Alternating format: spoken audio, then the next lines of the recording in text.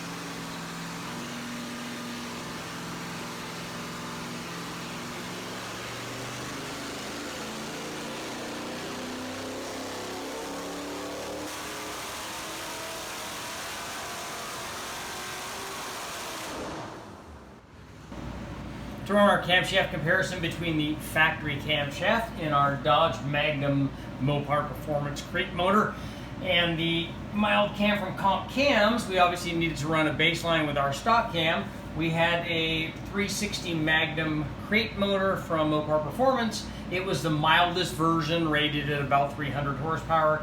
It had a factory truck camshaft in it, and after looking up the cam specs for the factory truck cams, they seem to vary. I haven't found absolute numbers that everybody is concrete about, but it's going to be somewhere a little over 400 lift, ranging between, they're saying 410 and 435. Very low lift and very mild duration. Also, the duration is going to be somewhere near 190 degrees, ranging from 189 to 194, the way that we typically compare them to the aftermarket camshaft. So a very mild cam, and that's what we would expect in a factory Magnum 360 motor that we used for a truck application, because it would have the beer keg manifold, it would have the Magnum heads, which actually work fairly well, but a mild cam and a long runner intake work well together to help promote torque production. But a mild cam, and obviously room for improvement, as we'll see here.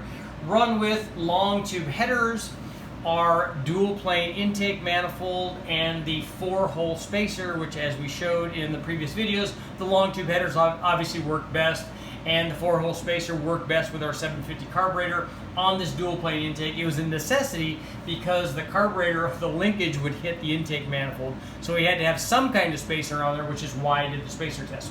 But We got things started first, run with the stock camshaft. Our 360 Magnum carbureted crate motor produced 301 horsepower and 403 foot-pounds of torque. You can see fairly flat up here below 3,000 RPM. Now here's what happened to the power output when we added our camshaft.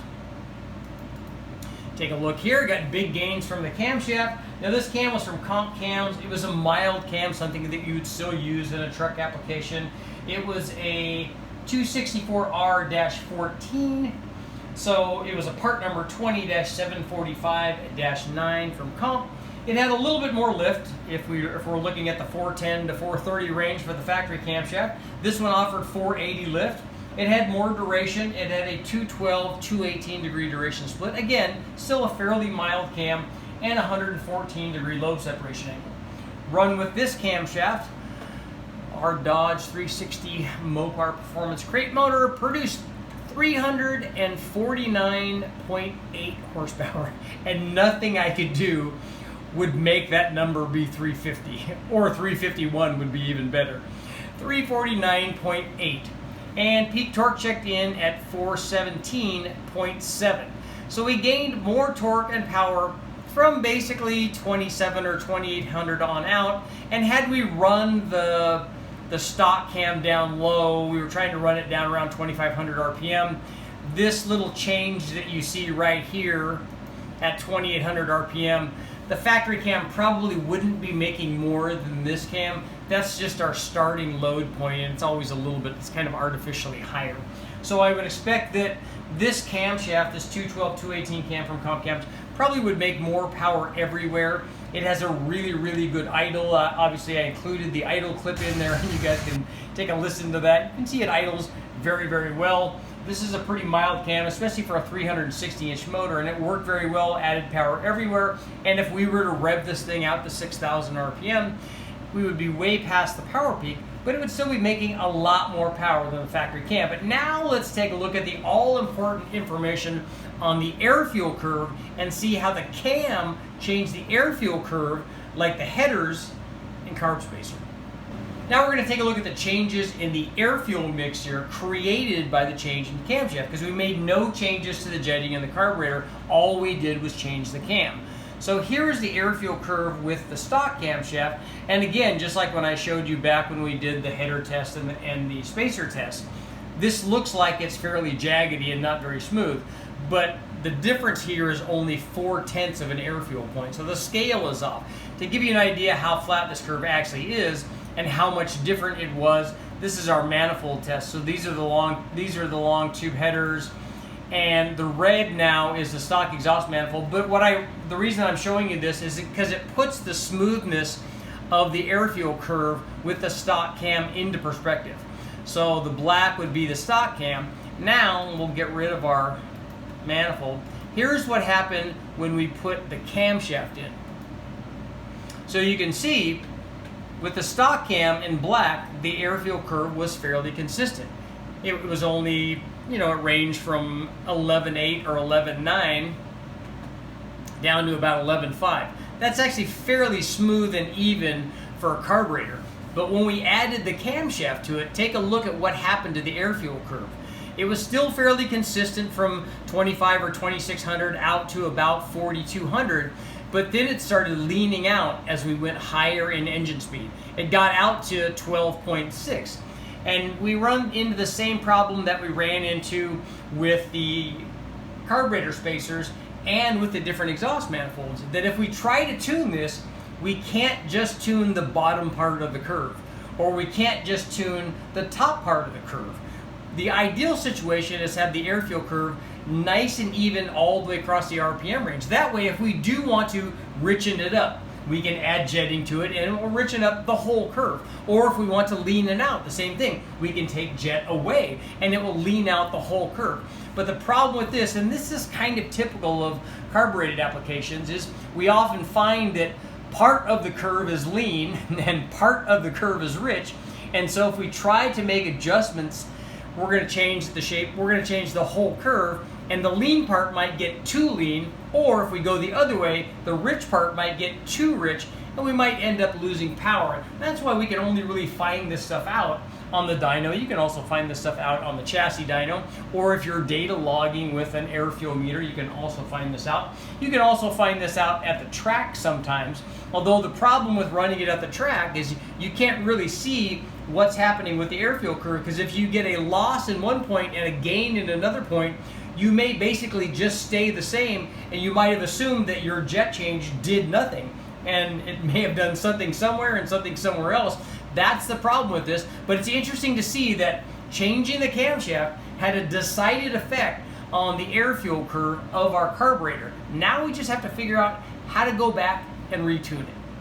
So what do you say? Let's get to our conclusion. Okay guys, it's that time again, time to look back on what we learned on our cam upgrade on the Dodge Magnum. First of all, the Dodge Magnum had a lot of stuff going for it. It had ample displacement, it had enough compression. Sure, we'd like to see it be 10-1, but it had enough compression. It had decent flowing cylinder heads.